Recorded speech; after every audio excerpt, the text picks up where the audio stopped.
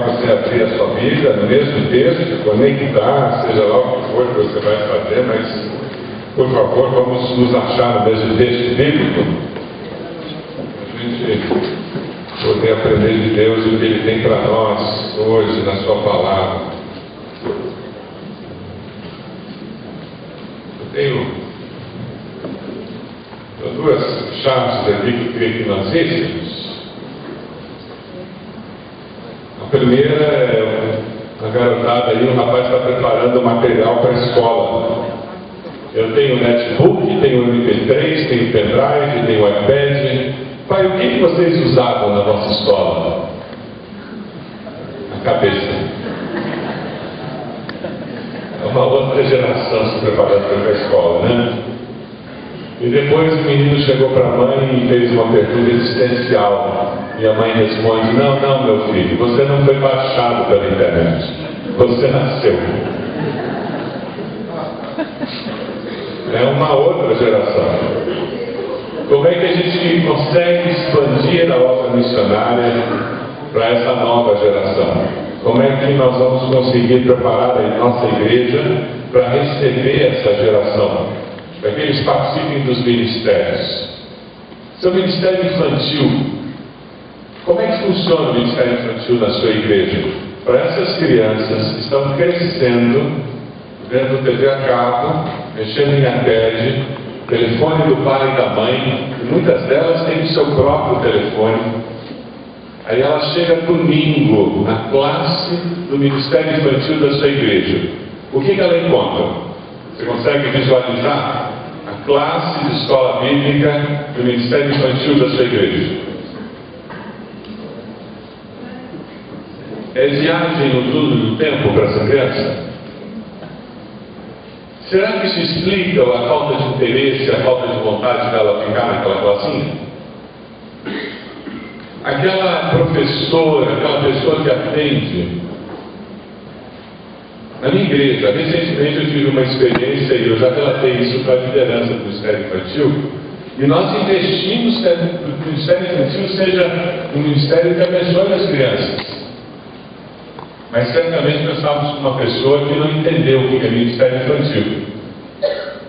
A mãe trouxe a criança, tinha uma professora e uma ajudante. Que ótimo! Aí a criança chegou e não queria ficar. Já viu criança fazer isso? A professora parada na classinha olhando. Ela não quer ficar. Pois é, não quer ficar. O ajudante encostado na parede lá olhando e dizendo: não quer ficar. Coloca aí com as outras crianças, quem sabe ela faz amizade. É desse jeito que você recebe e acolhe uma criança numa classe de escola bíblica? A criança ficou? Não. Como é que é acolhida numa classe de escola bíblica lá na sua igreja? Quantos aqui mexem com a área financeira da igreja? Levanta a mão. Pouca gente. O pessoal da área financeira não se interessa por congresso? Quantos pastores tem aqui? Já aumentou. Quantos presidentes de igreja tem aqui?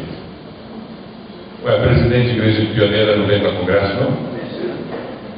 Eles não precisam. Preocupante isso. Quantos presidentes de pioneira tem aqui?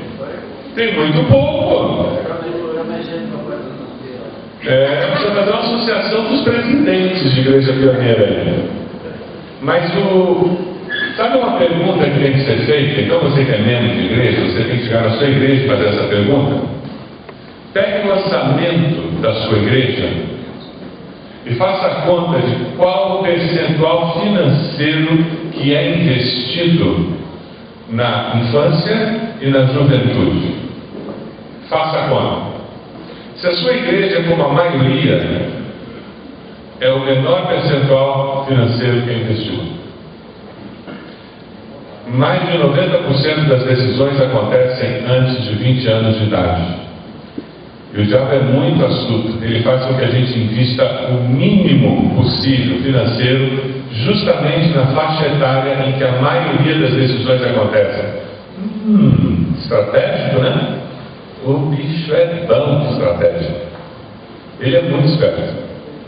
Ele pega a gente, faz com que a gente invista praticamente todo o dinheiro da igreja naquelas áreas que não produzem decisões.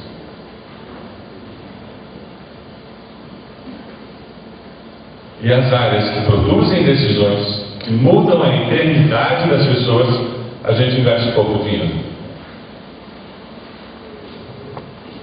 Como é que eu posso expandir a obra missionária para atingir essa geração? Eles não estão vindo, eles já chegaram. Eles estão lá na sua igreja, eles estão na vizinhança da sua igreja, eles estão na sua cidade. Se a sua igreja quer crescer, se a sua igreja quer cumprir o ID de Jesus, ela precisa sentar e dizer como nós vamos atingir essa geração. A discussão não é se nós vamos ter um projetor no culto para passar as letras dos hinos e cânticos ou não. Me desculpa, meus irmãos. Essa discussão é do século passado. A discussão é o que você vai projetar.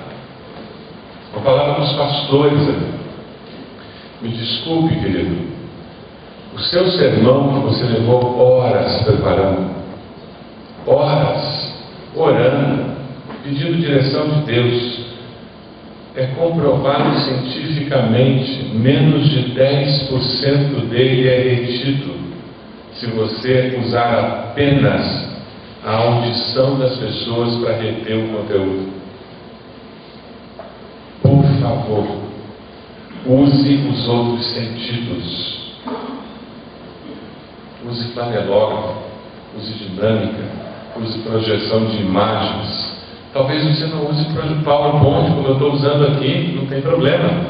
Mas você pode projetar imagens, pode projetar uma foto, você pode usar um filme, faça alguma coisa, mas não fique só na audição. Isso é um dos sentidos e a pessoa retém menos de 10% de todo aquele trabalho que você teve.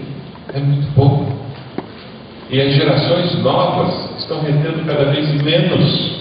Por quê? Porque elas são treinadas para terem estímulos múltiplos nos vários sentidos ao mesmo tempo. Você já viu seu filho no computador? A quantidade de janelas que eles têm abertas?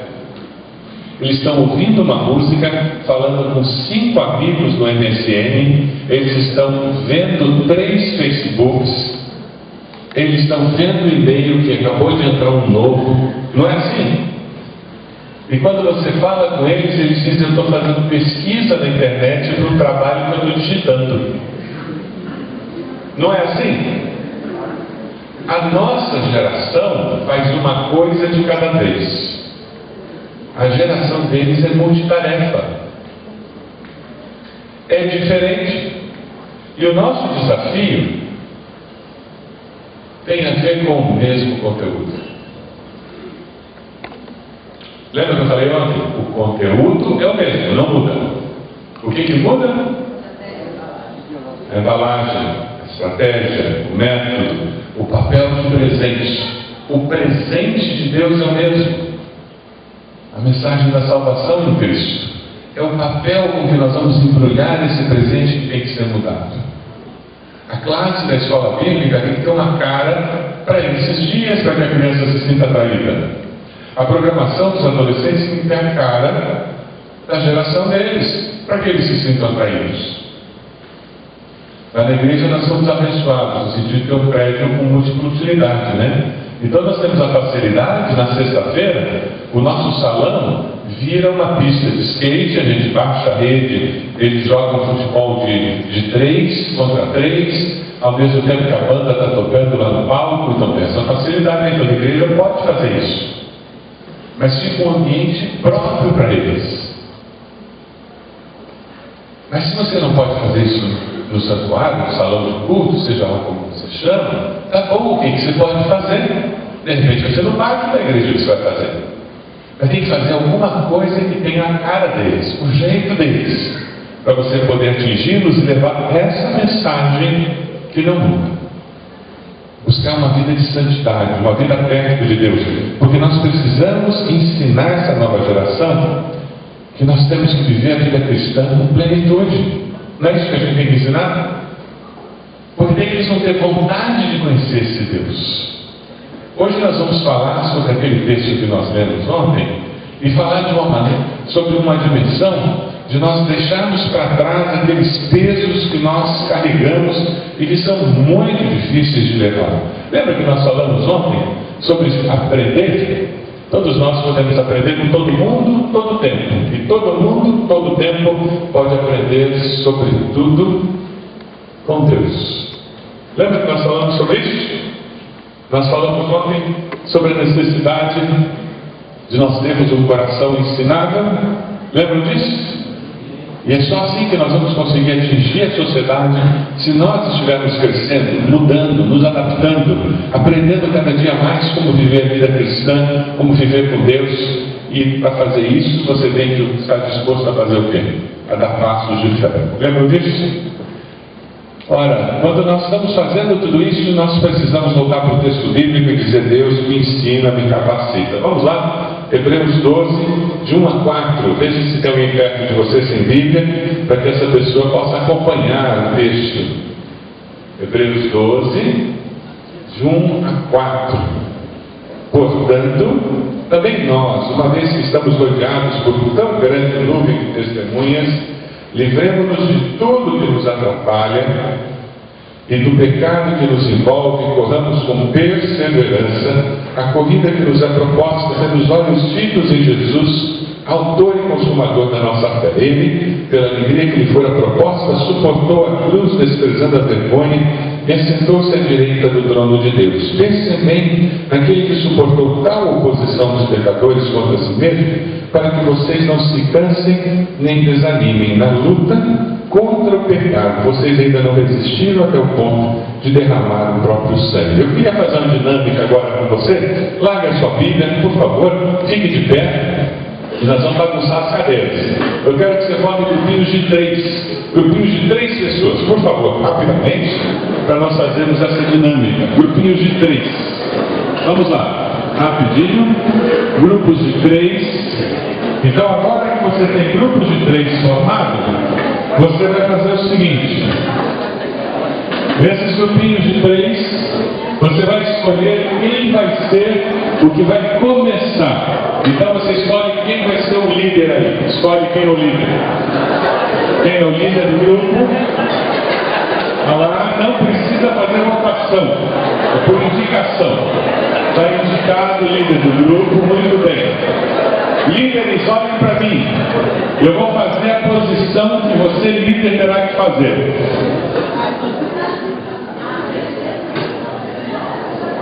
Líder, faça o que eu fiz. Isso. Muito bem. Liderados. Pastor Samuel, vem aqui, por favor. Pastor Samuel vai fazer de conta que ele é o meu líder aqui. Então faça a posição do líder. Eu vou fazer o que o liderado tem que fazer. Tá certo? Um de cada lado, os liderados agora. Vamos lá. Muito bem. Orientação para o líder. Os líderes estão sendo desafiados a virem até aqui onde eu estou. E os liderados são os famosos pesos, aquela carga inútil na vida deles, que vão fazer de tudo para impedir-nos de chegar até aqui. Podem vir. Podem vir. Vamos. Líderes, por favor, venham cá. Estou esperando vocês. Vem cá. Vem cá, gente. Faz favor. Vem cá. Que isso? Não, isso agora não está dando certo. Para um pouquinho. Muda. Outra pessoa vai ser o líder. Eu acho que o problema é o líder. Vamos lá. Muda o líder.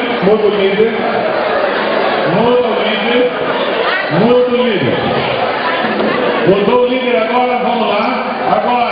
Vamos lá. Finalmente alguém conseguiu.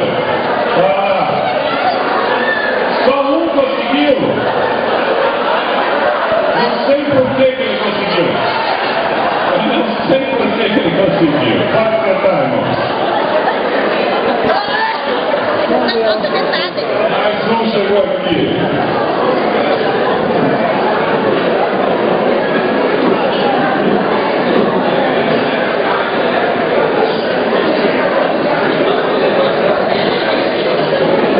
O texto de Hebreus nos fala sobre peso. O que vocês sentiram foi como é que eu consigo me locomover tendo um peso para carregar. Não é verdade? E essa é a nossa grande dificuldade na vida cristã. Todos nós temos os nossos pesos e carregamos os nossos pesos por aí. E muitos de nós não conseguimos viver a plenitude da vida cristã, a santidade na vida cristã, porque nós temos esses pesos e carregamos eles conosco. Nós nunca conseguimos vencer a corrida da vida cristã, porque na realidade nós carregamos o peso do nosso passado, dos nossos hábitos, das nossas manias, e esses pesos atrapalham. Sabe por quê? Porque na realidade, isso aqui que Jesus falou não aconteceu conosco. O único jeito de eu me livrar desse peso é morrendo. Quem está morto não tem problema, se livrou dos pesos. Vamos ler juntos o texto?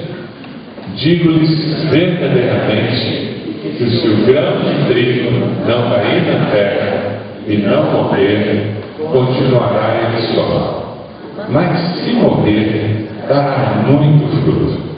Aquele que ama a sua vida, a perderá. Ao passo que aquele que odeia a sua vida neste mundo, a conservará para a vida eterna. A hora que eu morro para essa vida sem Cristo, eu posso começar a renascer para uma nova vida. E quando você renasce sem esses dois segurando o teu braço. Você renasce noutra situação. Porque aquele que está em Cristo, quem sabe disso? Nova criação. As coisas velhas, olha para os dois que estão do lado e diz: você é coisa velha. Ficou para trás. Ficou para trás. As coisas velhas já passaram. Eis que tudo se fez novo. Pergunta para a pessoa que está do teu lado: você já morreu? Já morreu? Uma das nossas dificuldades das nossas igrejas é que tem muita gente lá que nunca morreu. E tem gente que está lutando, que nem vocês lutaram aqui para tentar viver a vida cristã, mas nesse desespero. Tinha gente aqui que estava vermelho de tanta força que estava fazendo para vir para cá, mas não vive mesmo a vida cristã. Viver a vida cristã na força da carne é uma impossibilidade. É uma impossibilidade. Nós mentimos para nós mesmos. Nós nos enganamos todo o tempo.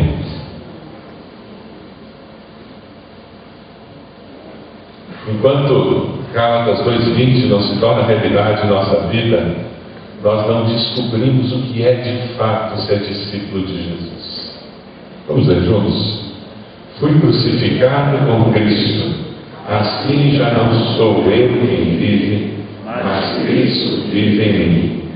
A vida que agora vivo no corpo, vivo-a pela fé no Filho de Deus, que me amou e se entregou por mim. Esse é o grande segredo. Você quer que a sua igreja cresça? Ela tem que ser formada por pessoas que morreram. Você quer que a sua igreja seja uma igreja missionária? A igreja missionária é uma igreja de pessoas que já foram crucificadas com Cristo. Aí o senso de missão é muito claro. Tem uma razão para orar por missionários.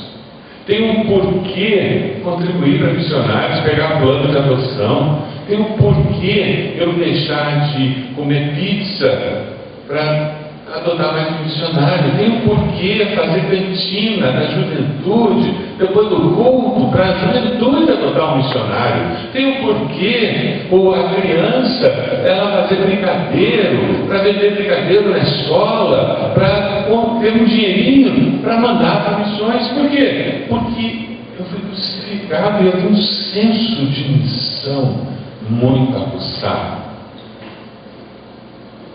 Esse senso de missão vem do fato de eu estar na cruz. Eu já fui crucificado com Cristo. A nossa dificuldade é que muitas vezes nós estamos vivendo a nossa vida cristã sem passar pela cruz. Aí ela passa pela razão, todo elaborado, conceitos teológicos, filosóficos, e mais filosóficos que seja, e a gente explica e desexplica e replica, e a gente dá razões, aí a gente tem toda a nossa lista de podes e não podes, aí a gente justifica toda a nossa tradição, e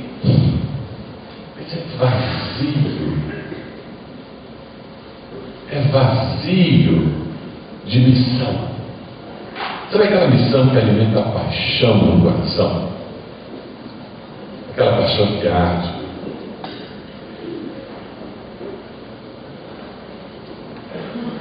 A vitória, a vida santa, ela é de quem abandona o que atrapalha e faz o que glorifica a Deus. E essa é uma característica de quem morreu, porque decidiu: a minha vida já não tem mais valor para mim. A vida que agora vivo, eu vivo para Deus. Eu abandonei tudo que me atrapalha na vida cristã. Eu abandonei o pecado, abandonei os pesos, porque eu nasci para uma vida com Deus. Eu vejo tudo que me atrapalha. É interessante porque eu não sei se você já treinou com aqueles pesos na academia. Algumas academias eles colocam aquilo para quem está querendo fortalecer músculo, querendo ter peso. Os atletas do primeiro século já faziam isso. Lá na Grécia Antiga eles faziam isso. Eles colocavam pesos para treinar. E quando chegava no dia da competição, eles tiravam aqueles pesos. Assim eles tinham mais velocidade, eles tinham mais capacidade. E o interessante é que naqueles dias eles não tinham tênis, então eles competiam descalços. Eles tiravam toda a roupa. Eles competiam nus naquela época, como uma maneira de tirar tudo que podia atrapalhá-los para alcançar o objetivo que eles tinham de vencer aquela competição. Eles tiravam todos os pesos que eles tinham na vida deles. O interessante é que muitas vezes esses pesos, eles não são necessariamente coisas ruins. Como, por exemplo, a roupa daqueles atletas. Não era uma coisa ruim. Mas eles identificaram que sem aquela roupa eles conseguiam correr mais. Então eles tiravam. Eles estavam dispostos a pagar o preço até de correr nu. É interessante porque na nossa vida também acontece isso. Muitas vezes os pesos são coisas inofensivas, não tem problema. As coisas boas também podem se tornar peso. Amor à família é um problema?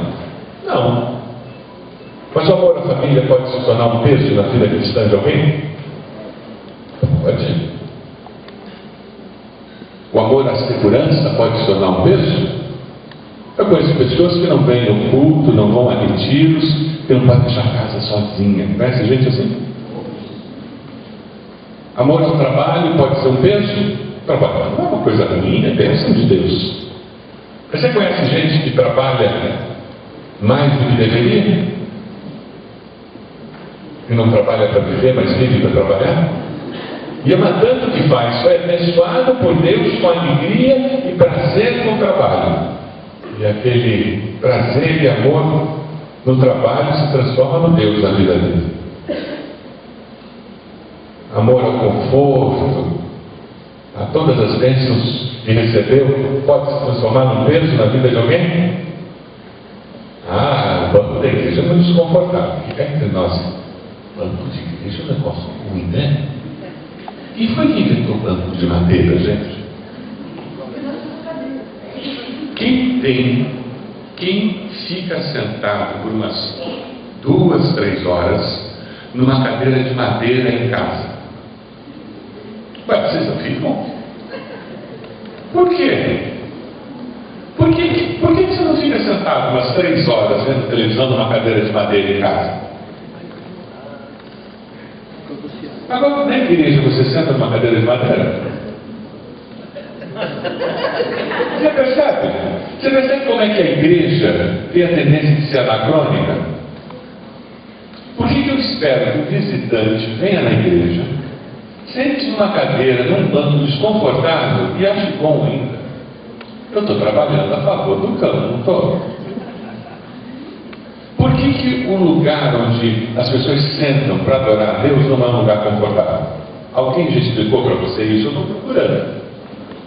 Quem foi que disse que no céu a gente vai sentar em banco daquele jeito que a gente tem na igreja? A gente vai passar a eternidade sentado em banco de madeira?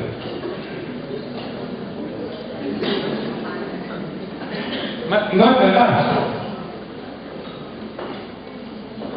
Agora a gente vai para a igreja e senta em banco de madeira. Em casa a gente quer um sofazinho bem macio, né?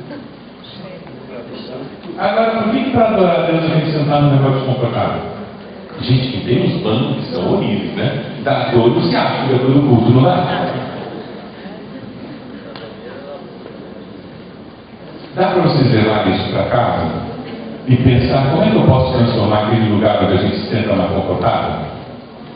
Aí a gente muda, vamos botar cadeira. Cadeira é uma coisa contemporânea, né? Compra a cadeira mais vagabunda do mercado. Aí gente do meu tamanho senta as pernas. No meu quebra. Os gordinhos gostaram, né? No meu quebra. Aí eu passo pelo constrangimento que eu chego e já faço assim. É, isso aí. Amém. Aquela cadeira baratinha, o projeto, a maioria dessas cadeiras de plástico, o projeto é para 70 quilos, gente. Eu tenho 125. E eu 140.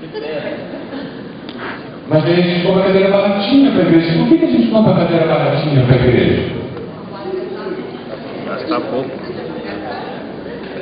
Você percebe? Se eu quero crescer, abençoar pessoas, eu tenho que eliminar as barreiras. São pesos que atrapalham o evangelho ser pregado. Você já viu como era o sofá na casa das pessoas lá pelo século XVIII? Você já foi em museu e viu como era o sofá da sala das pessoas? Já viu como era? Século XVIII, século XIX?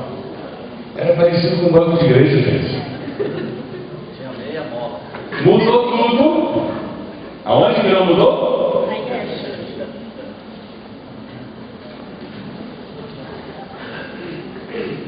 Interessante isso, né? Eu acho que deve manter pelo menos um banco da história, para os nossos netos saberem como era. E por favor, não compre cadeira vagabunda, compre uma cadeira confortável. E se quer fazer banco, não tem nada contra banco. Não acolchoe o banco.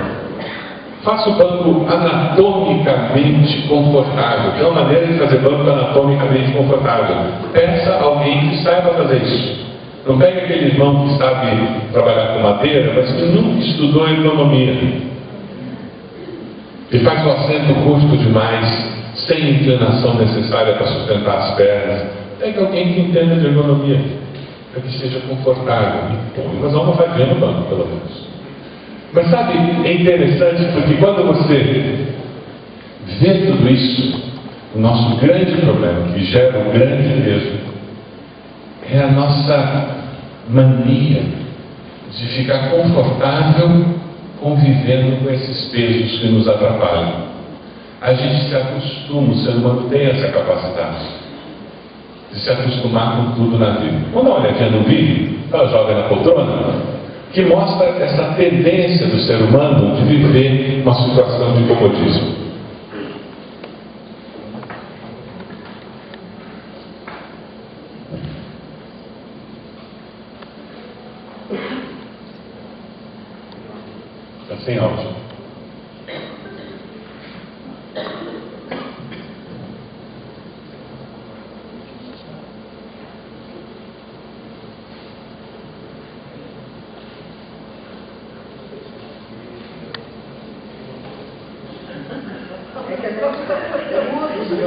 É cinema mudo, né?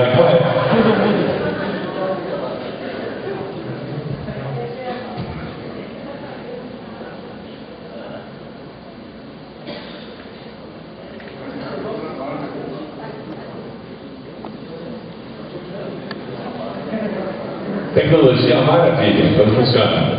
Jesus. Stand up. Remember, we were going to take action. Yeah, but this is where I always sit. Right, but I need more than this. Oh, I know what you're getting at. Okay, Jesus, how much do you want? $50? Is that enough? Oh, that's not what I meant. Oh, all right. Well, 100 then, you know. You drive a hard bargain. Okay, but you might not want to catch this till next Friday. You know what I'm saying? Right. There you go. Okay, Kat, really, I do think it's great that you want to give, but I want you to mentor a younger woman. Ooh, yeah, right. Well, Jesus, you know, I'm not really into, like, teaching people and stuff. I mean, I don't really get into that. Okay, you know that woman at the office, Amy? Yeah. I want you to take her out to lunch. Tell her about me. Well, Amy is different. I mean, like, really different, you know? I know, but she needs to know about me. And I can tell people at the church to tell her. I mean, they get paid to do things like that. I want you to do that. Jesus, I just don't feel comfortable doing that. No, Kat, the problem is you're too comfortable.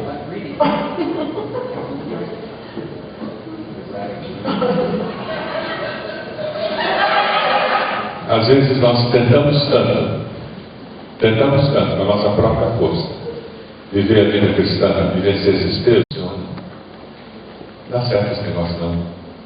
Eu vi certa vez uma senhora, muitos anos de vida cristã, comentando com ela sobre o princípio bíblico do perdão. Ela disse: eu já ouvi falar disso, mas não funciona, não, esse negócio não dá certo.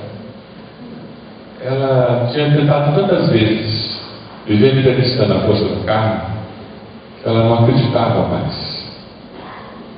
E pelo poder do Espírito, o impossível era possível.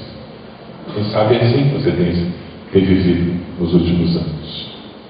O que eu queria desafiar você hoje era quebrar essa inércia e começar a experimentar a possibilidade de viver uma vida cristã diferente. E quem sabe até tirar a máscara e olhar para você e descobrir quem de fato você é.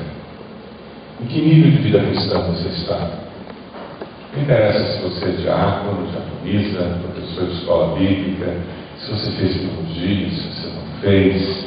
Não interessa se você é um grande líder da igreja ou não. Não interessa quantos anos de membro de igreja você tem, se você já trabalhou na obra.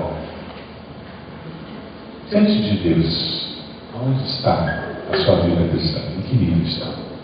Como é que você está na sua caminhada cristã? Tira a máscara. Peça a Deus: Senhor, revela para mim aonde eu estou, qual é o próximo passo.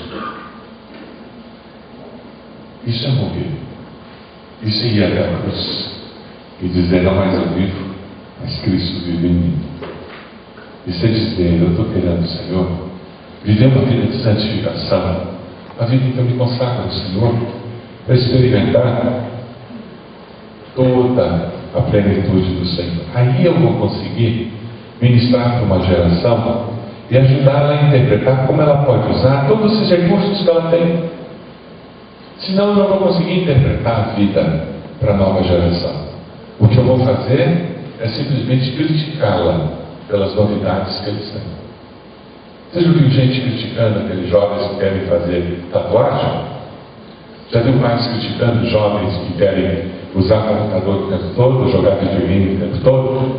Você já viu pais criticando jovens que estão o tempo todo no MSN? É muito fácil criticar. Você precisa morrer e deixar que a vida de Cristo apareça em você, para você ajudar os seus filhos a interpretar os novos tempos. Aí você vai ter sabedoria dos céus, para quem sabe ajudá-los a entender o porquê tatuar ou o porquê não tatuar, Quais as implicações? Quem sabe ajudá-los a entender como o videogame pode ser usado como estratégia para o evangelismo. E talvez a sua igreja seja a primeira igreja da sua cidade a promover um campeonato de videogame. Os adolescentes da sua igreja convidarem os amigos para participarem daquele campeonato de videogame e ouvirem o evangelho lá dentro. Quem sabe você vai incentivar seu filho a fazer um Facebook do grupo de juventude dele, ou do grupo de juniores dele. E dessa forma, ao invés de você criticar, você vai estar junto com ele, interpretando essa nova realidade e ajudando a enxergar como essa nova realidade pode caminhar junto com essa fé que você experimentou. E você vai estar levando seu filho até a cruz de Cristo, para que ele também possa morrer na cruz. Mas só sabe o caminho até a cruz quem está na cruz, quem já morreu na cruz. Não adianta nada. Morreu. Vai lá? Não adianta nada a gente ficar fazendo isso o tempo todo. O pai querendo ir de férias e o filho prefere não ir de férias porque lá onde ele vai estar indo não tem um computador. Já viveu isso na sua casa? Mas lá não tem internet, pai. Já viveu isso? 15 dias na praia é louco. Não dá para ficar com a vovó? Nós temos que ajudá-los a interpretar esse novo tempo. E nós temos que estar preparados para fazer isso. Nós temos que ajudá-los a ir até a cruz e eles enxergarem que o que existe nos dias de hoje pode se transformar numa estratégia missionária. E surpreenda-se com o que eles vão propor. Porque é uma geração tremendamente criativa. Traga a jovens adultos de 30 anos, 40 anos para a liderança da sua igreja e prepare-se. Eles são muito criativos. Muito criativos. Prepare-se. Eles veem a vida de uma forma diferente. Vai enriquecer a sua igreja. Vai desafiar a liderança estabelecida. O reino de Deus vai ser abençoado. Afinal, nós somos salvos para quê? Para glorificar a Deus com as nossas vidas. E nós só vamos glorificar a Deus com as nossas vidas se nós estivermos levando pessoas para conhecer a Cristo como Salvador, não é verdade? Se nós estivermos mantendo a igreja relevante para cada geração. Nós que somos os baby boomers, nós que somos os que estão lá pelos 50, 60 anos, temos que ter um cuidado danado. Nós estamos no momento de passar o bastão para a próxima geração. Vocês acompanharam o campeonato de atletismo? Nós tínhamos condições de ter uma medalha no revezamento feminino. Nós perdemos a medalha. Por quê? Caiu o bastão. Foi na última corredora. A Europa vive um momento muito triste da fé cristã. Por quê? Uma geração não passou o bastão para outra. O bastão caiu. Nos próximos 10, 15 anos, nós estaremos ouvindo sobre a Europa, como nós ouvimos nos anos anteriores sobre a janela da Espanha. O grande desafio missionário dos próximos anos se chamará Europa, invadida pelo islamismo. Vai ser um novo desafio islâmico do mundo. O crescimento populacional dos islâmicos é algo imenso. E além disso, você tem toda a população europeia que está lá, longe de Deus. novo campo missionário mundial que nós vamos ter que olhar e evangelizar. Em um dos campos missionários mais caros do mundo. Esse vai ser o grande desafio. Nós estamos acostumados a mandar missionário para o cabaré. Nós vamos ter que nos acostumar com a ideia de mandar missionário para a Áustria, mandar missionário para a Suíça, para a França. Já imaginou mandar missionário para a Riviera Francesa? Nós vamos ter que estar acostumados com isso. Meus queridos, como nós precisamos colocar em prática esse conceito. Vamos ver juntos? Assim quer vocês comam, bebam ou façam qualquer coisa. Façam tudo para a glória de Deus. Você lembra do encontro de Jesus com Pedro, em que Jesus pergunta 3 vezes se Pedro ama, e ele diz que o ama? E no final, Jesus termina esse encontro com uma palavra muito interessante. Quando Jesus diz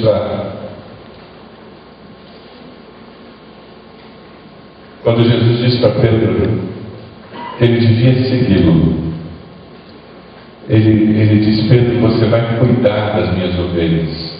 Ele dá a missão bem clara para Pedro, depois que ele confirma o seu amor. Não existe cristianismo sem senso de missão. Não existe cristianismo só para a gente ficar andando em círculos cuidando de nós mesmos. A fé cristã é uma fé que tem uma missão muito clara, definida. E essa missão, ela promove a glória de Deus, levando o Evangelho para aqueles que não conhecem ao Senhor. Eu queria que você conversasse com a pessoa que está do seu lado aí, grupinho de 2. Você está pronto para cumprir o seu propósito? Você precisa abandonar algum peso para correr com mais facilidade a vida cristã? Tem alguma coisa na sua vida que, quando a gente fala de peso, a gente fala sobre viver com esse senso de missão, você diz: isso aqui é um negócio que me amarra. Quando eu penso em servir a Deus na igreja, quando eu penso em evangelizar, quando eu penso em promover o reino de Deus, tem uma coisa que me impede. Talvez seja uma tradição que você tem, talvez seja uma maneira de ver a vida cristã, talvez seja um vício, um pecado que você tem, talvez seja alguma coisa que está impedindo você de viver a vida cristã com plenitude. Tem alguma? Compartilha com a pessoa do lado. Você está pronto para cumprir o seu propósito, viver com senso de missão? Rapidinho, conversa com essa pessoa do lado, compartilha com ela e daqui a pouco a gente volta para fechar. Ditado popular: quem não chora não mama. Desde pequenininho, a gente aprende que se a gente reclamar de alguma coisa, a gente consegue ter ela. E acontece que a gente leva ela para a nossa vida. Isso acaba sendo uma mala que a gente carrega. A gente reclama e tem. Ou, quando nós somos crianças também, e a gente aprende que quando a gente faz alguma coisa errada, os nossos pais nos disciplinam. Eles brigam conosco. E muitas vezes, não falar a verdade faz com que eles não briguem mais com a gente. E aí, a gente aprende mais uma coisa: que às vezes não falar a verdade é uma proteção. Acontece que isso é mentira. E acaba virando mais uma bagagem na nossa vida. Uma forma que a gente encontra de passar pelos problemas, mas talvez não seja o certo procedimento. Desde pequeno, quando eu ia no jogo de futebol, eu aprendi que falar palavrões era legal. Xingar a mãe de alguém, ou xingar alguém mesmo, naquele ambiente era algo que fazia parte daquilo. E que para eu torcer para o meu time, eu consequentemente precisava usar essas palavras. Mais uma bagagem que eu levei na minha vida, uma forma de viver, mas com um peso. Não que eu seja contra o estádio de futebol, nem a um time de futebol. Eu torço para o meu time, sou paranista, mas acontece que eu aprendi a torcer do jeito errado. A pornografia é outra mala, outra bagagem que a gente carrega ao longo da nossa vida. Muitas vezes nós acreditamos que não tem problema ou que é algo normal. Acontece que a pornografia é uma distorção do que realmente é o sexo. Sexo é algo feito para acontecer dentro do casamento. E o que acontece quando nós procuramos na TV, nas revistas, ou mesmo na internet, não é a realidade do sexo. Se nós formos para um casamento com a ideia de sexo que nós encontramos na pornografia, a gente vai descobrir que é uma ideia totalmente distorcida daquilo que é realmente. Por isso, essa é uma bagagem pesada que muitos de nós carregamos. Existem várias outras bagagens que são específicas das nossas vidas. Eu garanto que você também tem uma bagagem que você carrega ou carregou durante a sua vida a partir de um devido momento. E você pode dar nome a essa bagagem. Para que a gente aprendeu que existe um caminho para a salvação. A Bíblia vai dizer que estreita é a porta e apertado o caminho que leva até essa salvação. A gente fala aqui sobre pecados, bagagens que a gente leva durante a nossa vida. Acontece que Jesus, ele já morreu pelas nossas vidas. E já carregou sobre si todas essas bagagens. E quando a gente chega diante dessa porta, o que a gente tem que fazer é entregar tudo isso nas mãos dele. É reconhecer que a morte dele é suficiente para as nossas vidas. E aí sim, viver na liberdade que Deus nos dá.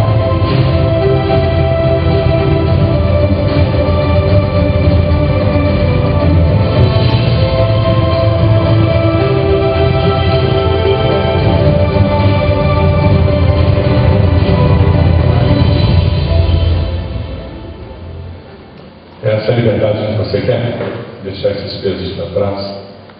E é isso que todos nós ansiamos. E sabe quem mais deseja isso? Aquele vizinho que mora do lado da sua casa, do seu apartamento. Ele também anseia por esse tipo de liberdade. Porque ele carrega muitos pesos. Culpas, problemas, dificuldades, bagagens que ele carrega pela vida que atrapalham a existência dele. Sabe aquele irmão lá que senta todo domingo do seu lado na igreja? Ele também luta com isso. A mensagem cristã é de libertação. E nós precisamos dessa libertação para podermos glorificar Deus na nossa vida. A vida santa é uma vida que promove esse tipo de experiência com Deus. Ela ajuda a gente a abandonar aquilo que atrapalha e que impede a nossa santificação. Impede esse caminho próximo de Deus o tempo todo. O desafio de cedo é você dizer: Deus, eu quero deixar tudo isso aos pés da cruz. Eu queria te convidar hoje a ir até aquele lugar especial, aos pés daquela cruz onde Jesus morreu e foi crucificado no seu lugar. Você vai chegar ali, colocar sua bagagem e dizer: Jesus, eu quero ser crucificado contigo, para que a vida que eu agora vivo não viva mais eu, mas o Senhor esteja vivendo. Porque assim você vai glorificar Deus. É esse o desejo do Senhor. Você pode abaixar sua cabeça nesse momento?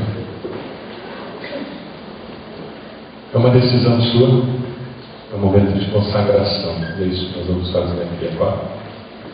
Consagrar nossas vidas ao Senhor. Enquanto nós estamos orando, dizendo isso, eu queria convidar você a se levantar do seu lugar, vir até aqui à frente. Esse movimento físico vai simbolizar você caminhar até os pés da cruz, dentro do teu coração. E você vai estar dizendo: olha, pastor, eu estou indo aos pés da cruz carregando um peso, um fardo que eu tenho na minha vida. E eu estou tomando uma decisão hoje. Mais uma vez, eu decido ser crucificado com Cristo, porque eu quero dizer que a vida que agora vivo na carne, eu vivo pela fé no Filho de Deus que me amou e se entregou por mim. Você vai se levantar do seu lugar e vir até aqui, enquanto todos estão orando. Pode vir, eu quero orar por você, terminando esse momento. Isso mesmo, pode sair do seu lugar e vir até aqui. Esse gesto você está dizendo: eu estou indo